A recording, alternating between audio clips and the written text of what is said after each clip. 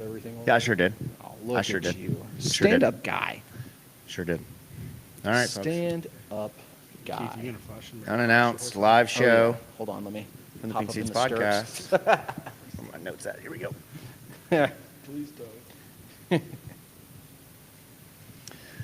All right, let's get in this chair without breaking it. And here we go. The chairs are sturdy. I They're don't sturdy. want to hear anything Yeah, about this chair's it. great. There's a lot of thigh action happening on this podcast tonight, ladies and gentlemen. Oh, yeah.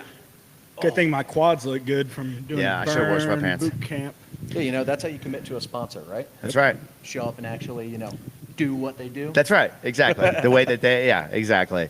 Well, we will let the folks get in here and get going. I'm going to be super unprofessional, have my phone up while I'm retweeting stuff, so. No, not unprofessional. That's why we got three of us here to filibuster and get going here. I'm Jacob Lane. To my right, producer Keith. To his right, Vincent Lococo. As my wife spelled it, L-O-space-C-O-C-O. No way. Lococo. Yeah, I had to explain No that one, that was all way. one word. Oh, that's But a we new are- one. Jacob, I I've know, never that is a seen new one. anybody And do Keith Dartoff. That was Instagram's fault, not her fault. But we are out here live at Burn Boot Camp, and we are going to be previewing the Cards versus Miami heading into a massive Friday night game. And we've got a lot to talk about coming off of a bye week. Obviously, it's been quiet football-wise around here, but we've got a little bit of news on the injury front or the injury reports. We'll talk a little bit about that. It was a pretty entertaining week in college football and around the ACC. I think we're starting to see a little bit of separation. So we'll get into a little bit of contender, pretender, and the ACC in tonight's show. And then we'll also dive into, just like we do each week, the specifics of Miami, Louisville, what to expect, and what is going on tonight. So thank you all for tuning in. Go ahead and hop over to YouTube if you're on X and join our favorite place to be, which is the Pink Seats Party Deck. Get involved in the show. We love hearing from you all. We really appreciate the engagement. I'm not sure what's going on. We're struggling here. Keith's turning the chat on. Turning the chat on so we can see it. Yeah. It's a little bit of on the fly.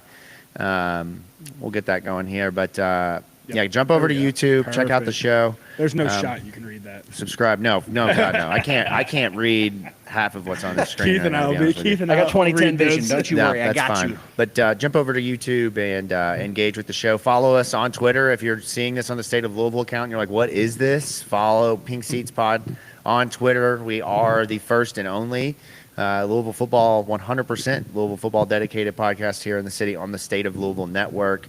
And we've got a lot of exciting things going on football-wise. And something else really exciting, and this is going to pop off a little bit and a little bit behind the curtain in the group chat. First person hopping into the Pink Seats Party Deck, white Anglo-Saxon, who I got accused of that being my YouTube burner account. I've never seen you two in the same room. That's great. We got a good laugh out of the comments on the basketball side and just all of that. If you're a frequent listener and watcher of the show, you'll understand the bit. That we got some chat not me. action going on. Not Keith. At least I can't tell. Where's your phone, man? I don't know. Maybe he's over here on the side getting in the comments. But as we mentioned, we're out here at Burn Boot Camp, and if you've followed us on social and you saw over the bye week, we were out here getting better, one rep at a time, and we went out to the Prospect location for National Burpee Day. How are you guys feeling? I'm still mildly tight in my hip flexors. Yeah? Yeah, I've done other workouts since then and probably should have took a day off. Yeah. But you're the hardest working guy, man. The day off. That's the reason I got this and Vince days doesn't. off. No days I feel like off. I can't eat if I don't work out. Yeah, you can't. Well, of course, when you eat 16 tornadoes a day, gas station food. We're not judging. I know we're not I thought judging. this is No. This is a judgment-free zone. And I'm not judging you, but look, you put the work in, so you can eat whatever you want. Exactly. Man. I believe that. Exactly. I believe you said your hips are hurting, or were you sore for like multiple days? That's like full body, like I was. I had to like drag myself out of the bed a couple I days couldn't ago. shampoo my hair that day whenever we went and worked out, and when we came home and everything was done, adrenaline wore off, go to shower, and I'm like, I can't you move can't my get your, fingers. you can't get your Yeah. hand all the way up Oh, there, yeah, it was stretch. Or it's awful. like sore in your traps Felt and like all that. somebody drug a knife down your Yeah. hamstrings. Yeah. I was fine. Oh yeah. Yeah, he was great. No, keep Mildly going. sore, but I mean, This once is you, the once you get to be my age, everything's always This sore, is the same so you guy just that get was used sitting to there it. at a football game the entire time when it's 150 degrees. Won't be move. like, not hot. I'm not It's moving. not hot. This is fine. I'd wear a sweatshirt. It'd be totally fine. I'm not miserable. But yeah, we're out here live at Burn Boot Camp in Crestwood in Oldham County, one of 3 locations for Burn Boot Camp here in the city. We mentioned Prospect right off of US Highway 42 down in Goshen, as well as the location in St. Matthews, the Linden area over off of Hurstbourne and Shelbyville Road. If you've never been to Burn Boot Camp, I would highly encourage that you check it out. And it is a great spot for anyone in their fitness journey, whether male or female, starter, advanced. And they have got an offer that they are extending to our listeners and our listeners only. So hope that you all will support them, continue to support us. If you go to any of those locations, you can sign up for a 7-day free trial. Normally they only do 3-day trial, 7-day free trial, unlimited camps during that time, one-on-one personal training, complimentary child care during their hours, lots of different flexible camps. Almost said the wrong word. Almost had to do some burpees. But they are extending that for 7-day free trial if you say that you heard about them on From the Pink Seats podcast. So if you're looking to get fit and get going, don't know where to start, this is the place to do it. Join us in our fitness journey as we do the same. Yeah, I mean, we've got limited experience with the camps, but highly effective. Yeah. Like no matter your fitness level, you're going to get a good workout. I would love to go on not National Burpee Day. Yeah, and just do like some strength or Right? Metcon. Yeah, you'd kill it, man. And then last housekeeping thing before we jump into Louisville, Miami, specifically relating to Louisville, Miami, actually. We are extremely excited to host our first live watch along of the season, Friday night live from J-Town Beach, presented by Surfside. You can come out, hang out, watch the game. You can watch right here on YouTube or on Twitter. We're going to be watching the game. We obviously won't be broadcasting the game, but we'll be following along, live reacting, similar to how basketball did last year for Floyd Street. If you like hearing us talk instead of a commentator who hasn't paid attention to either team throughout the course of the year and gets names wrong, you want to hang out with people who are just watching and instantly reacting with the game just like you're going to be, it's an open hangout. Throw us up either on a laptop, on a phone, while your TV's occupied. We know we're not going to be main screen energy. That's right. We would love to accompany you as we experience what could potentially be one of the biggest upsets in Louisville football history if they pulled it off. Come out and hang out with us. I Could mean, be. there is more than enough seating, more than enough room to accommodate for Come to the beach. others. It will be on a projector on the side of a building. If you can't go to South Beach, come to J-Town Beach. It's a very natural fit for the Miami game. You'll see the Lococo family out there. I'm sure there will be friends of the show family will be out there. I will not be on the stream. I'm on kid duty this weekend as my wife is traveling for the upcoming athlete games for Burn Boot Camp headed out to North Carolina. So I've got the kids this weekend. So I will be coming out, helping to set up and get going, but you guys will manage. And while you're there, make sure you ask for a Surfside from the bartender. That's right. There will be special promotions. Yeah, we've got some specials going on. So come on out to J-Town Beach. Join us virtually if you can't. We're really excited for that. And with that, let's jump into it. From the Pink Seats podcast, Jacob Lane, producer Keith, Vince Lococo. We are out here live at Burn Boot Camp, Louisville, Miami, Friday night, 7:30. Seven. I think so. Cover starts 6:30 from the Pink Seats live from J-Town Beach. But man, this is a big game. Miami has climbed the ranks, number 2 in the country. They've looked every bit the part of a national championship contender. Obviously, we've seen the way that the ACC has kind of gone so far, and we'll get into that here in a few minutes when we talk about the ACC. But just general thoughts coming off the bye week, where you guys are mentally, Louisville Cardinals. Keith, what do you think?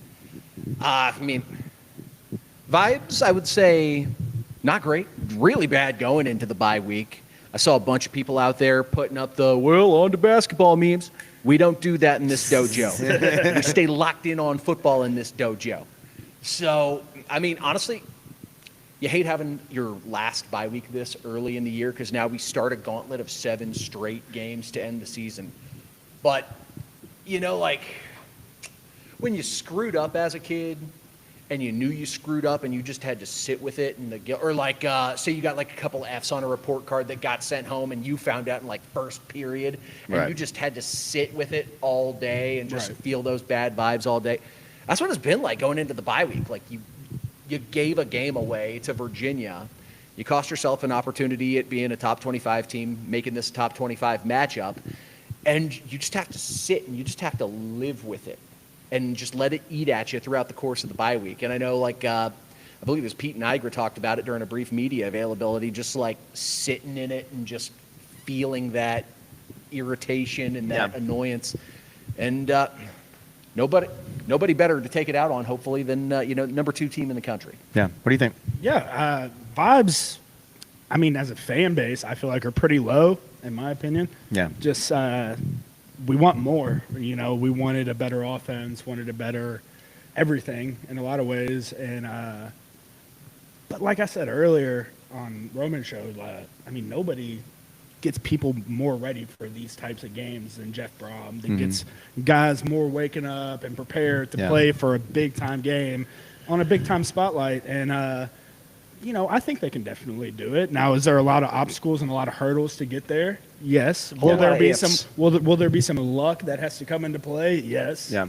But, I mean, there's a path to victory. There certainly is. And if there's one thing about Jeff Brom, you mentioned it, the ability to get up for big games. We've seen him beat number 2 Ohio State. We've seen him beat Penn State. We've seen him beat some major teams, right? Notre Dame in his first year at Louisville. We've seen them, and then Clemson last year, right? Yep. We see them get up for big games. We also see them kind of have the clunkers. And the more and more I sit on and think about the Virginia game, the better I feel about Louisville. And that sounds crazy. I know it does, because there was a lot of bad in that. Yeah. But when you look at the penalties, you look at the penalty yardage, you look at the 2 mistakes, the fumble and the interception, that was the difference in that football game. Now, I get the margins are small, but those are correctable. Those are things that you can correct and that you can work on. I know you guys pointed out a lot of the footwork stuff and some of the challenges and effort on the offensive line, and then with Miller Moss, just some of the limitations. But I think the thing that I keep going back to is this team is built around running the football, and they've not been able to do that, partially because the offensive line has been pretty poo-poo, but also because Isaac Brown and Duke and Keywan have all been injured. And, as bad as the offensive line has been, I think I said this a couple weeks ago, a somewhat semi-healthy Isaac Brown makes up for that in a lot of ways. It's the ability to make guys miss, to be able to find the hole, be able to wiggle and get out of a defensive lineman just absolutely, beating a right guard across his face, whatever the case is. I think this team can get it together, and they can still be a 10-win team, 9-win team. I really still feel that way. Yeah, go ahead. Yeah, being a 9-10 win team's one thing. Beating a team that's a legitimate national champion contender, that's another thing. That's correct. Not saying it's impossible. And, we just got a first look at the injury report. Duke Watson already ruled out. Yeah. I know he tried to give it a go against Virginia.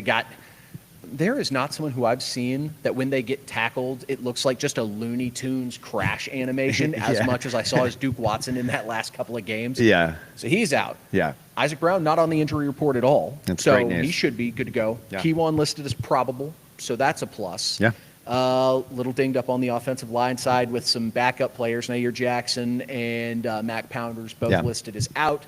Trevante Sylvester was not listed on the injury report, if I'm remembering correctly, though. Yeah, so that's good news. Big plus. Hopefully he's back in game shape, so we at least have our starting left tackle back, finally, for the first time this season, for a full game. Yeah, I'm curious. I'll throw this out to the party deck.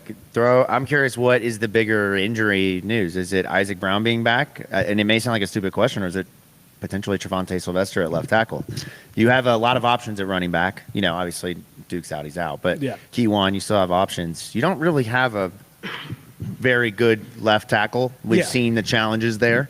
100%. That's been frustrating more than anything this year. I mean, the show Keith and I did after Virginia was definitely laying into the offensive line after that performance. I would say getting Sylvester back is probably going to be bigger than getting Isaac. You make a lot of points we have multiple running backs. Yeah. What do you think? What a welcome back party. Yeah. You get 2 elite edge rushers in Miami as your welcome back present. That's true. But if Louisville goes out there on Friday night and their offense all of a sudden looks like they got it together, you best believe Mitchell Sylvester, Trevante's dad, will be out there beating the drum for his son, being the reason for that. And I bet you that would be a big part of it. This is a draft game for Isaac Brown, though. You know what I mean? Like, this is a game that NFL scouts are going to be looking at, saying, what did you do against this front seven? What did you do against Miami, who's likely going to be a playoff contending team? So he's going to have to come out, and Colin Lacey as well, Chris Bell, all these guys that plan on taking the next step to the NFL have got to do something this game Yeah. because NFL scouts will be watching. That's a great point with the NFL scouts, and we'll talk about Ruben Bain here in a little bit, but he obviously is the focal point and really where a lot of the scouts' eyes will be. Potential number 1 overall pick. Obviously been dominant this season, dominant the last couple of seasons, was a guy that Louisville was really hard after a few years ago, so it's hard to watch and not feel a little jelly about it. But a little. When you have a lot. guy like him who scouts are there, like for Colin Lacey, for Chris Bell, for Trevontae Sylvester, they put the tape on. They're like, wait a second, who is that guy? What was that guy? Like I didn't have him on my sheet. Who's number 0? You know, that kind of thing. All I'm going to say is Luther Campbell was not allowing Ruben Bain to go anywhere other than the believe same it. school as Daddy did. I completely I believe agree it. with you. I But- believe it, and man. the one thing I don't want to say, like, yes, Ruben Bain's going to get a lot of shine. He's the big, sexy name. Akeem Mesidor, their other right. edge rusher, And he's the one that's also a menace. leading the team in sacks, right? Like it's crazy. You're talking about Ruben Bain being mentioned as a Heisman finalist, and he's not even leading their team in sacks. Just an absolutely dangerous defensive front. We'll talk about that here in a second. We talked about the offense. I do want to talk a little bit about the defense, and it is another reason why personally I don't feel as down on this football team as maybe some others do. If you put the tape on, considering the loss of Stanquan Clark, considering that you're replacing Ashton Gelati, Quincy Riley, man, this group has been flying around. They've certainly had their mistakes, but they've been flying around. And I wasn't on the Virginia recap episode, so obviously we know that we haven't had a sack update in almost 2-3 weeks. We had a game against what? Sackless against Bowling, Pitt. yeah, against Pitt. Yeah, no sacks in that game. And this past week, Never not make me laugh. yeah, sackless. They were sackless, man. But this past week, Louisville's defensive front seven getting a little bit more active and picking up some sacks. Sorry, a couple weeks ago now. And so I'll just run through this. We've got some movement, and guys, we're really starting to get a race developing here at the top. I'm really excited about this. Last game, we saw Wes Bailey pick up another sack. That is his second of the year. I love when Wes Bailey gets on the action because the celebration of the heart. it's Very very meaningful. heart- yeah, it's yeah, awesome. love it. Love to see that. And then we got 2 half sackers last week. Call that the Lance Armstrong. We got Clev Lubin with a half sack, Antonio Watts with a half sack.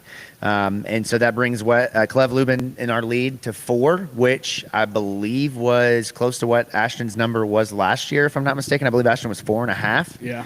last season. So Clev Lubin already really kind of setting himself up strong for a big year. And then you got Wes Bailey and Antonio Watts tied. Renee Conga behind them at 1.5, and Trent Carter behind that. Shout out to Trent Carter. Love it. Winning by alphabetical order. I think there's one other with 1 sack, but he's, if you're alphabeticalizing. Right. That's it. So here we go. That's the Sack King update. Clev Lubin leading the way.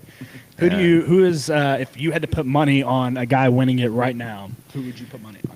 Man, I think that the answer is Clev Lubin, but I think the thing that you have to look at is he's only had a half sack since week 1. Yeah. So or week 2, sorry. So it's not as if it's kind of like last year when Tramel Logan popped off week 1, week 2, and then didn't have a sack Didn't until have like week anything. 12. Yeah. My money, like if I'm betting money and I want to win money I'm putting money on Antonio Watts. That's what I was thinking too. I was going to say Wes, Wes Bailey, just just because because that's yeah. your pick too. you get the value. Yeah, that was Yeah. my preseason pick, Right. and that's where the value is going to be if you're betting. Like, obviously, if you're going to bet on the front runner while they're in front, that's how you end up losing a lot of money because Yeah. upsets happen. But Yeah. I'd be thrilled if that Yeah. maybe that 4 turns into an 8. Yeah. I was going to say over the course of the season, but hey, let's just do it against Miami. Let's Yeah. just Oh, give their God. O-line the worst day of their life. We need to. Here's the thing, though, about Clev, and I mean, there's a nuanced conversation to be had here. He's obviously playing really well. You see the stats from PFF of him being one of the top in the country and rushes, and he's certainly getting there. But when you look at the numbers and the opportunity after the way he started, it's been a little bit of a kind of come down, and we'll see as the season goes on. This is going to be a really good test to see on Friday Yeah. night. But the question I still have is, can he compete at the ACC level as a top edge rusher? I think the answer is yes, but you consider the fact that most of his sacks came against Eastern Kentucky and James Madison, and it makes me wonder what happens when you play the Miamis, the Clemsons, the SMUs. Can Clev Lubin still be the guy? Well, and also the other teams are trying to avoid that too, and we'll talk about it a little bit in like pre-game planning segment, talking about like how we're going to avoid Miami's 2 edge rushers and keep them from destroying our game. Other teams are having that exact same conversation, so Sure. we're not going to be playing against a bunch of pass-heavy teams who are willing to try and push the ball downfield for our guys to get back there and get sacks because they were so disruptive early in the year. As long as the pressure numbers are still high and we're not seeing plays where quarterbacks are escaping from sacks, like Justin Herbert did to our poor Dolphins Oh, over the yeah. weekend, then I'm not going to be concerned.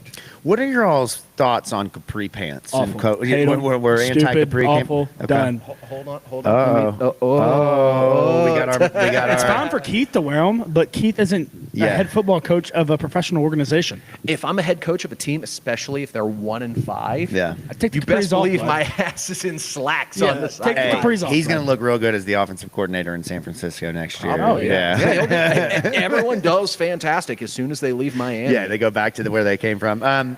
Let's real quick. Let's kind of put some brakes on the Louisville talk. We'll get back to that just in a moment. I want you guys to tell me what's on the screen comment wise because I cannot see it from here. It looks like we've got some comments coming in. I don't know if anybody's got it up on their phone. We can check that. But I do want to talk a little bit about ACC football because it's been an interesting start to the year in the conference, and it's certainly looking as if the ACC is going to have a couple of teams in contention to make the playoff.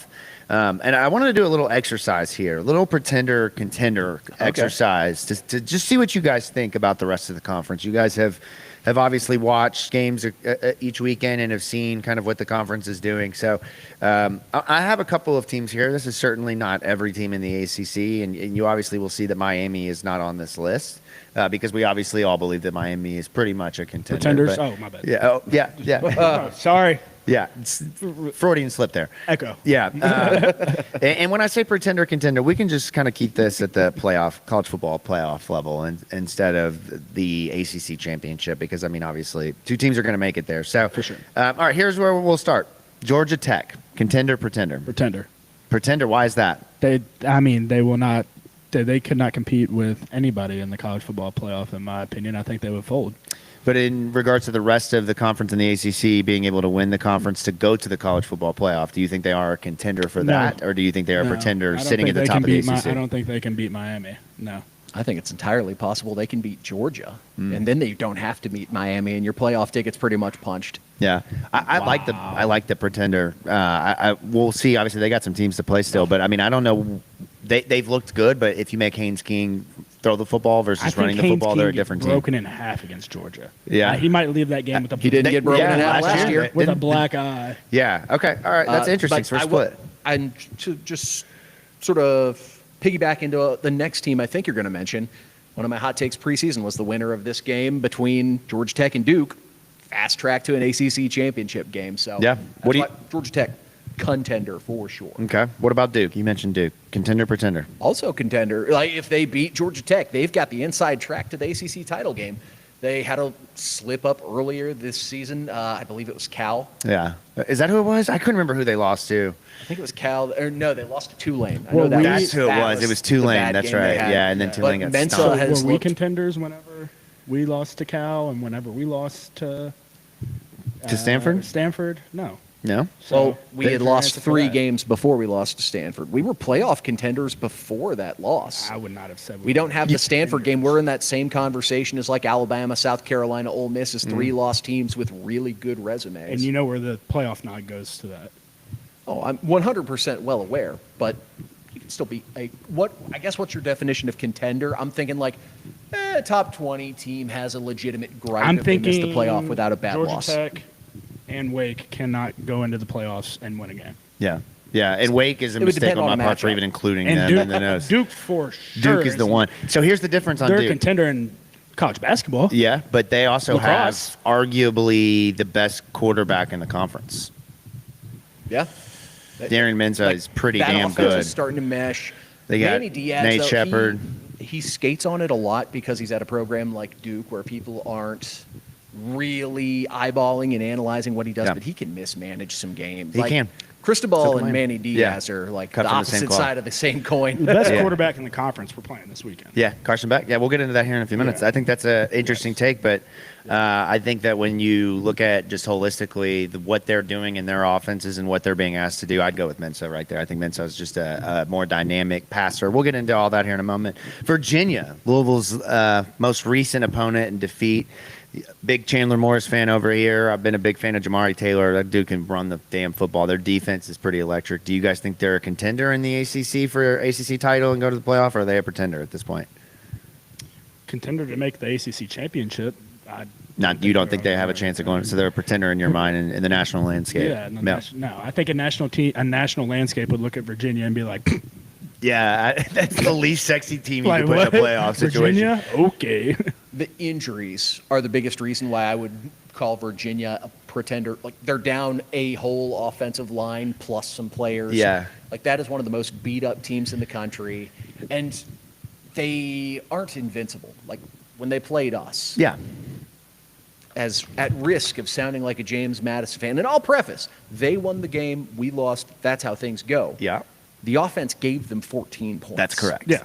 The defense only gave up 10 in That's regulation, correct. and that's a dynamic And offense they on paper. held Chandler Morris below 200 yards passing. They held them below 200 yards rushing. I mean, Jamari Taylor had certainly a good game. Yeah, like 150, something like that. It's been a couple of days. Like, they couldn't run on us. No, I mean, they've done a great job, and that obviously sets up the conversation for Louisville, Miami is the run defense. But last one here, SMU, what do you think on them? I know they got off to a rough start, losing to Baylor, and then TCU as well, right? Or I can't remember. Yep, I think Baylor, they, yeah. TCU. So as long as they're not playing the Big 12, I guess we could say, are they a contender, pretender? What do you think?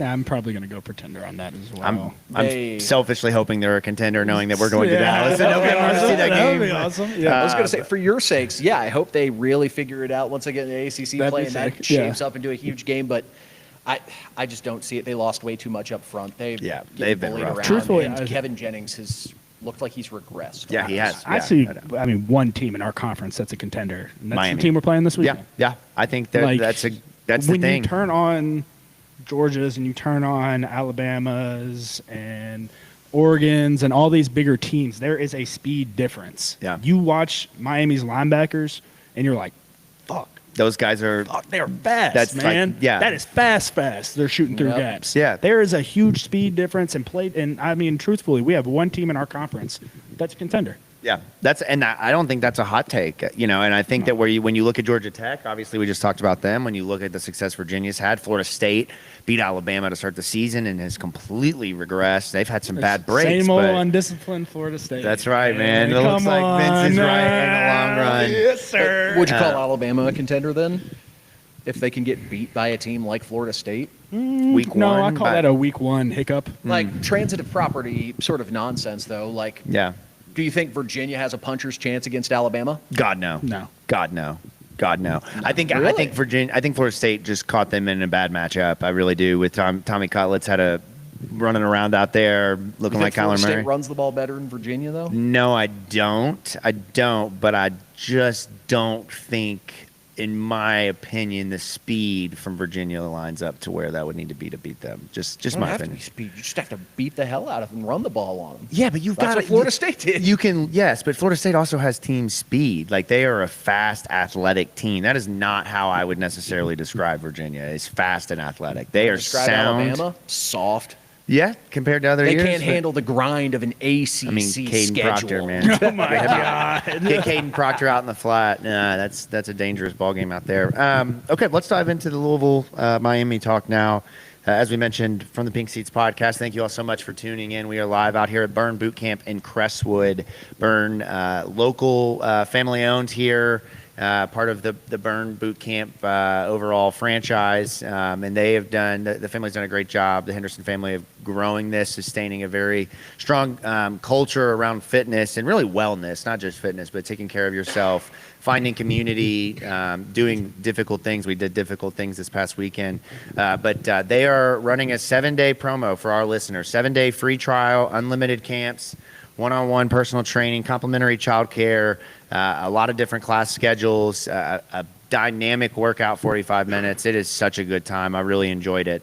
And so we would encourage you all to check that out. Let's talk Louisville, Miami. What do we think? I mean, obviously Miami is damn good. Ruben Bain, Carson Beck, Malachi Toney. I mean, they are loaded. Mark Fletcher. I mean, across the board, you mentioned some of the defensive guys. What is it about this Miami team that makes them so good? Just the overall depth of the team. Like, a lot of the top of college football, you've noticed, is starting to fall back to where teams in that like 30-5 range can jump up and beat those top 3-4 teams. Miami's one of the few programs in the country that's stacked depth on depth and been able to retain it. So you've got 5-stars, backing up 4-star guys who are Yep. juniors, backing up Yep. another 5-star. Like, we talk about their offensive line. They have 5 guys starting on their O-line that could legitimately be playing on Sundays. Oh, yeah. It's unreal the amount of talent that they have stocked up there, and that's what makes Miami so dangerous. Now, if you're looking for a more in-depth look, and I'm just going to throw a plug out here, I'll actually be going on this channel tomorrow to talk a little Louisville-Miami matchup as well. Coach Coop, Miami YouTube follow, just recently learned of his account and dove in. He does some really entertaining stuff over on the University of Miami side. So if you haven't yet and you want to get up to speed on University of Miami, head on over to Coach Coop channel. I'll be in a video that should be getting posted, I believe, Friday morning. Hop into that video. Say Pink Seats sent you. Talk trash. Say go Cards. Be nice, though. He's a good guy. Yeah, like that. But Vince, go back to Miami, though. Like, you talk about all the depth they have. And then they subsidize that depth also with transfer portal additions. Did I miss any sort of obvious glaring thing off the top of like what makes Miami so good? No, their size up front is definitely something that's noticeable when you watch their film. They have a noticeable size difference Yep. against a lot of people. Malachi Tony, the way that he finds open space and running his routes is it'll remind you a lot of Tutu Atwell with how they run stuff. One of the plays in particular, they motioned Tony from the opposite side of the field into like a snug look where his inside leg was on the outside leg of the tackle. And, I mean, he just finds open space, and Carson Beck hits him. And it's matchups like that that terrify me the most, where Malachi Tony gets motioned into the box, and he's lined up with the linebacker. He's Yeah. lined up with the safety. Those are losing situations, Yeah. touchdown scoring moments for Miami. And, man, the running that people are – I mean, we're not really talking much about the running game, Yeah. but averaging 5.5 carries a game means that you're staying on schedule. Yeah. And that's all you can really ask for out of a running back like that when your passing game is as good as theirs. This is sort of about it. This is going to be the biggest test of the season for our defensive line. I've been singing their praises all year long, especially about the duo of Renee Conga, Jordan Gerard in the middle, how they've been able to muck things up, Yeah. force teams to have to abandon the run game, especially teams that like to run the ball. We've seen it against Virginia. They like to run the ball. Couldn't do it. Forced them to become one-dimensional. James Madison couldn't run the ball. Forced him to become one-dimensional. Bowling Green couldn't do it. Forced him to become one-dimensional. And it's allowed the pass defense to thrive. This is going to be a massive test because, like, we talk about, like, maybe those guys are good enough to play on Sunday. This game right here is sort of a make or break for if you're going to if you're going to be able to have a professional career on. Can you start that being a UDFA guy? If you Yeah. show up and blow up a really good Miami O-line, maybe you hear your name called on day 3. This is where you can sort of make that impact, and that's, at least personally, that's going to be my key of the game. Right. Just can we muck up the run game and force Miami to pass more than they like? Well, that's where Miami's O-line thrives, is the muddiness of things. They will – I mean, a lot of times the push will just be like a gradual 1, 2, even 3-yard push, but it's like they're all packed together in one Yeah. and the running back will make a cut Yeah. and inevitably making the offensive line right no matter what. Right. That's what terrifies me is there going to be a guy around the outside whenever Yeah. he runs it up to the middle, it's all muddied up and our linebackers and safeties and everybody's crashing down. Is he going to bounce it out there and nobody's going to be there, Right. or are we going to have somebody there to stuff it? I don't Yeah. know. There's a lot of questions. There is, and I mean, you look at what this offensive line has done this year. They've protected the hell out of Carson Beck. I think only 4 sacks allowed on the season, and the way that he's playing and the way that I think Miami wants to keep him playing is upright in the pocket, not really moving around, very much stand, get rid of the ball, a lot of timing throws, finding Tony over the middle, C.J. Daniels. And their other Well, weapons. I think this might be a hot take. I think the weapons he has are better than what Cam Ward has last year. And that's saying a lot with Xavier Restrepo and Horton and those Yeah. guys. I think this group is more dynamic because of Tony. They got a big play receiver in Daniels. They sprinkle in the tight end. The running backs get involved. Right. Got a And- two-headed monster at running back. yeah, right, with Brown and Fletcher. And then they still have Lyle. I Yep. mean, they've got another guy that's got a couple of touchdowns on the year. Three-headed I mean, they got monster 3 or 4 running running back. backs Yeah. themselves, and you mentioned the depth of that. But they're gonna put Louisville in a lot of situations to where it's really just going to be, can you beat your matchup? Can you get home? Can you execute?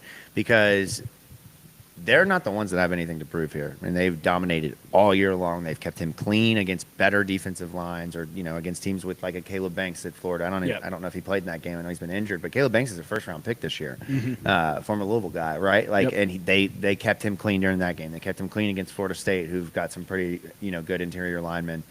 They've done a good job of making sure that he has the room, and he doesn't like to get out of the pocket and throw. He can. No. He certainly can. We saw it against Notre Dame on one of the touchdown throws to Tony, where Tony had to come back to the ball. But we see, it's a little bit like Miller. If he gets out of the pocket, he can, but there's a little bit more aridness in the throws. He wants to just stay still. Yeah. He's a quarterback that, like, when you see them start running, you hear, like, yakety sacks start playing in your head. It's like Tyler Shuck last year in the Notre Dame game. They're just like, get down! Right. But Carson Beck, like, you can make him make mistakes. Like, you watch that Notre Dame game, and it wasn't Tony. It was the other receiver. Makes that amazing one-handed catch. That was a mistake. That was a bad throw. Notre Dame had a safety right there ready to pick that ball off, barring a amazing catch to take that 100 yards the other way. If you are able to generate pressure, you will force him into making bad throws and making mistakes. Yeah. And in coverage, he's not an elite arm. No. I would say he's good. Yeah, good. Like, he's not going to make perfect throws every single time. If you have good coverage, 9 times out of 10, that ball's not getting to the wide out. You're going to be able to break it up. Yeah. So they're not unbeatable, but my God, they are really, really, really good. I thought the opposite. I don't think he's the best arm in the world by any means, but I love the way he goes through his progressions. I think he gets the ball out perfectly to his guys. I would pay a lot of money for a quarterback like Carson Beck right now. Like Miami pay did. $8 million. So when not pressured, phenomenal quarterback. Goes through his progressions, make the right decision. When you are able to turn the heat up on him, get a little bit of happy feet. Which he's been sacked 4 times. Yeah. 4 games. I'm right. He does a great games. job, much like Tyler Shuck does a great job of just throwing out and avoiding sacks. Yeah. Also, when you have 5 NFL offensive linemen, that definitely helps. Yeah. Right. So, but look, we have one of the best edge rushers in the country, at least according to all the analytics and Pro Football Focus and whatnot. It's a big matchup for him. It's a big game. This is another guy who we think is probably going to be playing on Sundays, but he doesn't exactly have the NFL measurables as an edge rusher, so need to see production. Beat up an NFL offensive tackle like you would against a Miami to show that you belong playing at the next level. Yeah, and we've obviously talked a lot about Carson Beck and the weapons, Malachi Tony. I mean, this kid, true freshman, it's just not fair. Like, I don't know if he's at the same level of the guys at Alabama and Ohio State. Like, I don't think that he's there, but I think he's certainly close in terms of when he's ready to go to the next level, being like the guy. But man, he has been incredible. He's physical. He's a great route runner. Does just a great job. He blocks so well. It's fun to watch, man. And I think that Carson Beck has, just like Tyler Shuck last year, realized I don't have to go out and throw for 400, 500 yards. I can just be cerebral with my approach, find my progression, spread the ball around, and let these guys go to work. Where I think Louisville has a real opportunity here to make this game close, and if you keep this game close, you just never know what can happen. The last 2 times they've played, it's been very much 1 possession, 2 possession games down to the wire, and we've split the difference. I think if this game, Louisville can stop the run. We've seen that against Virginia. We've seen it against, to an extent with James Madison, with Alonzo Barnett, and, they're running offense. But if you can slow down Mark Fletcher and Brown, the backup running back, and you can keep them at bay, it makes it a lot more challenging for Carson Beck to just do what he wants. It speeds him up, makes him a little uncomfortable. You can start sending pressures and stuff, man, once you get them playing behind schedule. Exactly, and this is the fun. This is how the only way I think Louisville wins this game is if they get out to a lead, because Miami has been behind 1 time this year. And it was 3-0 against Florida State, and they won that game by, it felt like a million. They had an incredible 3rd and 4th quarter. Yeah, if you got to get them to play from behind, you have to. If you haven't watched a Miami game, it's like, I would compare it to like how a boa constrictor takes out its prey. This is not a team that's looking to go fast and run up points. They are more than happy just leaning on you and using their size and using their physicality to just beat you over the course of a game. Like, I think I've seen them go in the multiple games of film study I've done with semi-tempo, outside of like 2-minute warning situations, one play. Yeah. And it was just a quick play against Florida State, catch them off guard, and they gained like 20 yards.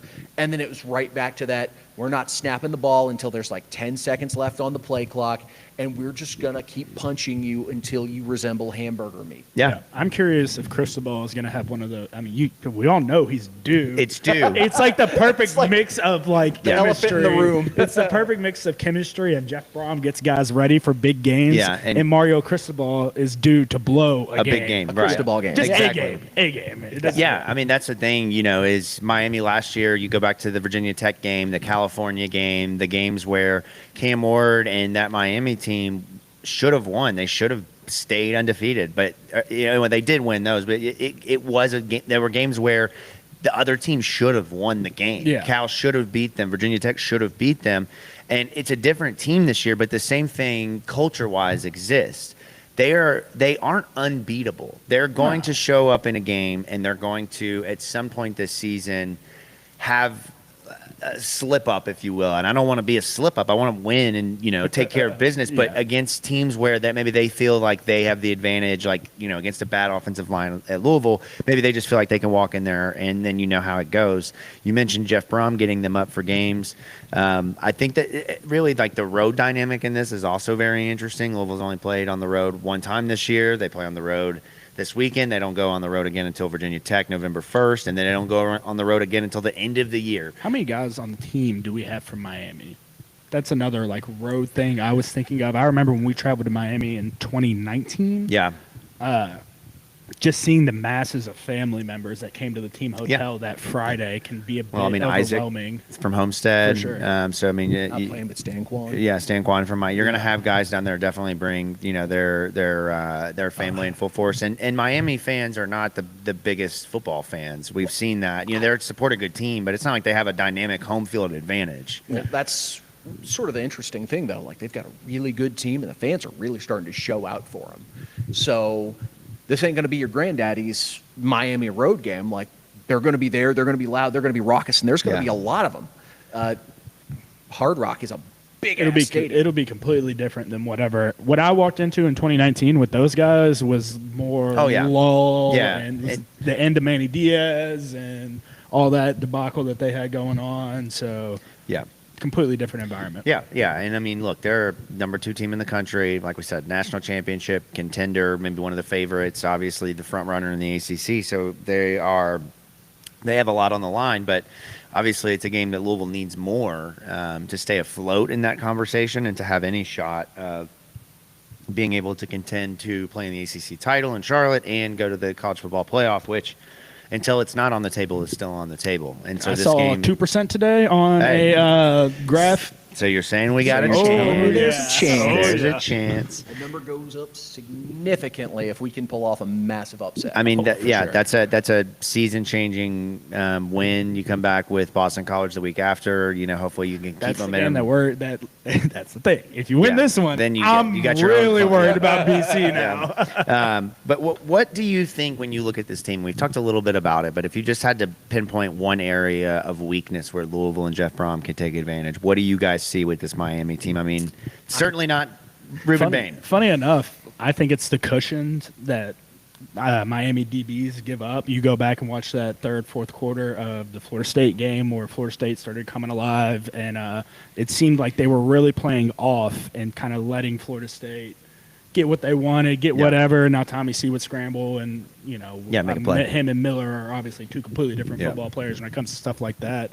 But for me, I think it's going to be attacking the quick game and the hot game, and in those zone coverages where they are off, we're going to have to be just taking advantage of where they aren't going to be. I mean, our cover 3 beaters, cover 2 beaters, all the beaters are on the table.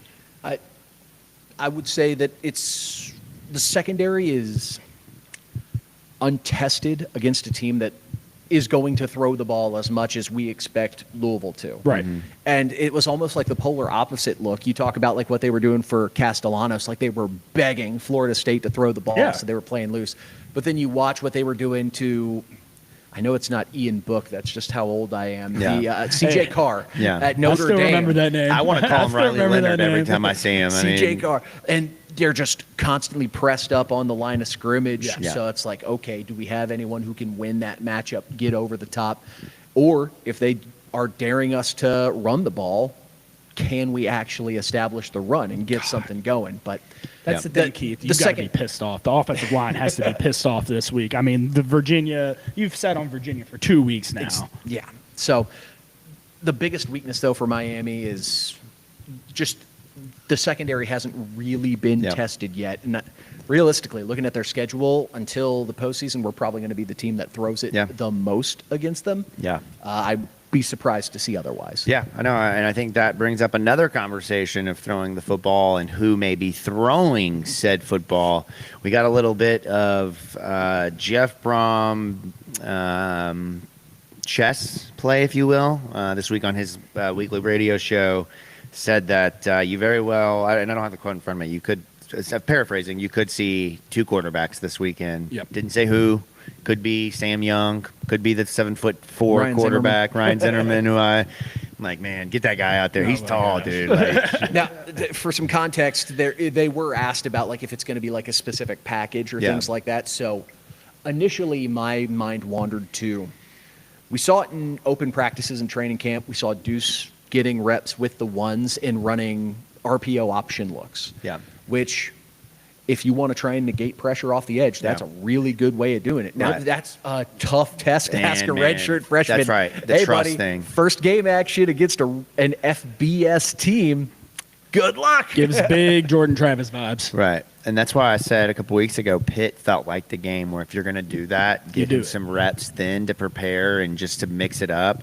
To be honest, I don't think we're going to see any form of play. It'll be a trick play with 2 quarterbacks on the field, and then Jeff's right. I Like, will be very frustrated if it's anybody but Deuce. I would too. And that's where Because I'm at. we are getting you will get the same product regardless. If you go back and you put on and I get it, it's a small sample size, but if you go on and you look at the film of Brady Allen in that first week where he threw that interception, he did throw a really nice touchdown, but you saw in that moment kind of what the challenges have been with him the entire time he's been here. Yeah.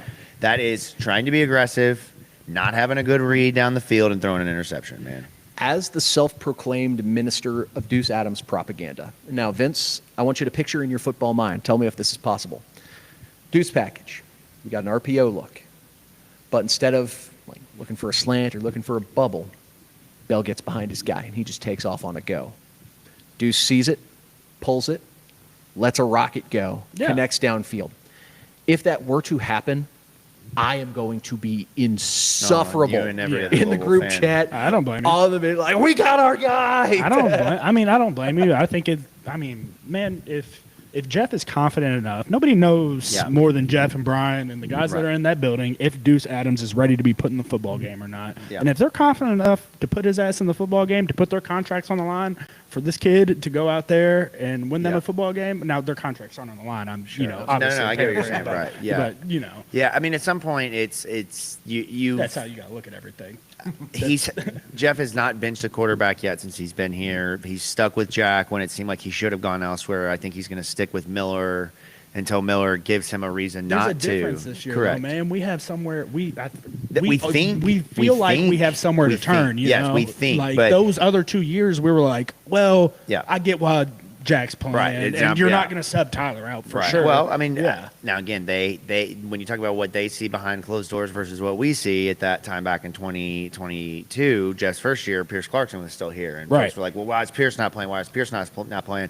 It's different because we've seen with Deuce some of the intangibles and some of the things, but he has not gotten the game experience yet. And to throw him out there, I think it comes down to one thing, and the word you mentioned is trust. Oh, yeah. Does he trust that in an RPO situation that he can read those ends correctly and make the right call? Does he trust that if he's in on a passing play that he's not going to get happy feet and throw the ball, to throw a Will turnover? he be able to verbalize the play to the offensive line, And to at the this offense? point, that's exactly Those are right. things that you got to So- think about. Is the young kid going to be able, or is he going to freeze up? I'm not saying Deuce will. I Sure, have full sure. confidence in Deuce to go out there Yeah. and ride, but like, And I think that at some point, not to go overly negative here, but I mean, I think at some point, if you continue to have quarterback challenges, you've got to ask Jeff, where is the development of the younger guys in the 3 years you're here? Why have we not seen being able to push your starter a little bit more, have somebody, and we don't see what happens at practice. We don't know. Maybe Deuce Adams and Brady Allen aren't giving Jeff a reason to trust and to do that, but maybe they also are, and maybe we're going to see this week in the beginning of that. And I'll tell you what, man, there will be no switch up quicker than fans jumping on the Deuce Adams train if he throws the deep ball that you're talking about. My opinion on that stuff, Jacob, is it's hard to get a good look on a kid whenever he's taking reps with the twos the whole time. It's sure. Because he's likely going against the one defense in a lot of situations. And even whenever he's going against the scout team, he's still running the scout team whenever he's going against the scout team defense as the offense, scout team defense running what Miami's running, he's still playing with twos. Yeah, you really got to see what the kid looks like with the ones. And then it's hard to – when Miller is new in his first year, he still needs every rep he can get, and so it's a tough call to split. And how do you decide how to give less to Miller and more to Deuce without hurting Miller Moss? And so there's a lot of things there. Last question before we jump into picks. Ruben Bain, number 1 potential overall pick in a weak draft class, nonetheless, still a damn good feat to be a defensive lineman taken number 1 potentially. It's a guy that has been dominant for all 3 years that he's been in college. How, if you're Jeff Brom and if you're Ron English and you're Mark Hagan, Vince, how are you drawing up a game plan to attack him? I mean, I think the obvious answer is run away from him. I saw one play against just go the other way. Go the other way, but then you're hitting I can't remember his name. What's their other DA? But I saw one play where where Tommy Castellanos made him change direction, and it didn't look like that was his best friend. Like him having to bend and overstretch to try and reach out because he had a bad angle. I mean, there's not a lot of weaknesses in Urban Bain's game, bro, if I'm being honest. Right. That's a guy that you just, in my opinion, you're licking your chops as a left tackle or a right tackle, wherever he's going to be lined up on you, or any of the interior guys. You have to be licking your chops. I hope. Yeah, because you get an opportunity to put a first-round draft pick on his ass. That's correct. That's how you got to look at that. You also very quickly can become the human highlight reel on his tape come draft night, which we've seen Louisville people have a history of becoming that. All I'm saying is you just have to get in your head that it's your opportunity. It's not a have to. It's a get to. Pause. Strategically, like the way you take him out of the game, draws, screens, bubbles, quick routes. Upfield. Well, we saw Notre Dame try to do that early in the game with Jordan Faison and the tight ends and running backs. And that sort of thing, it can get frustrating as hell if you're a D lineman, just constantly not being able to get an opportunity because they're scheming to get chips if you need something to develop slightly longer. I'm not above bringing Kariski, bringing a max protect look, get his tight end help, cuts. There are plenty of things you can do to try and mitigate it, which, I mean, he's been taking a lot of it this season, and he's still managed to be statistically impressive and analytically very impressive. But those are the type of things you have to do. Oh, by the way, and you have another menace in Mesidor on the other side of the line of scrimmage, just waiting for you to leave him in a one-on-one. So, look, the play calling, like people have been clamoring about Jeff's play calling this year. This is the final, this is your biggest exam of the year. Yeah. Get in your bag and let's make something happen. And I'm not even talking about like trick plays or things like that. When's the last time we saw a true draw? Yeah. When's the last time we saw a screenplay actually work? Yeah, for sure.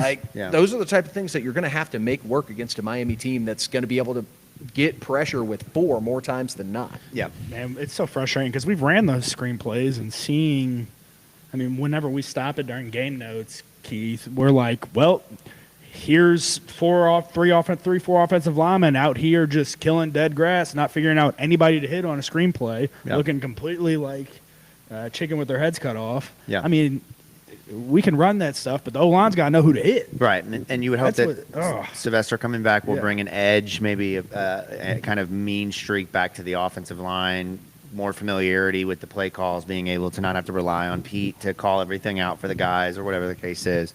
I think there's a lot of reason for optimism. And of course, again, it goes back to healthy Isaac Brown. I think we forget how good he is because of how slow it's been since that first week where he had the 126 yards on 6 carries. And the 3 touchdowns. Right, exactly. Hey, I'm not against it, Jeff. Fresh legs, but run the ball. I don't know. I go back and forth on whether Louisville needs to go throw the ball 50 some odd times this game versus if they need to go back to being run heavy. I think that if you're going to win this game, you're going to have to probably be more balanced than you were against Pitt and Virginia throwing the ball 45, 50 You're going to have to times. establish the run early and punch them in the mouth. Yeah. So You're just going to have to. Because if not, they can just tee in on Miller. See, Yeah. I'm sort of going the West Coast philosophy on this. Establish the quick passing game. Yeah, which is to the sort Notre of Dame approach. Yeah. back them off, soften them up. Yeah.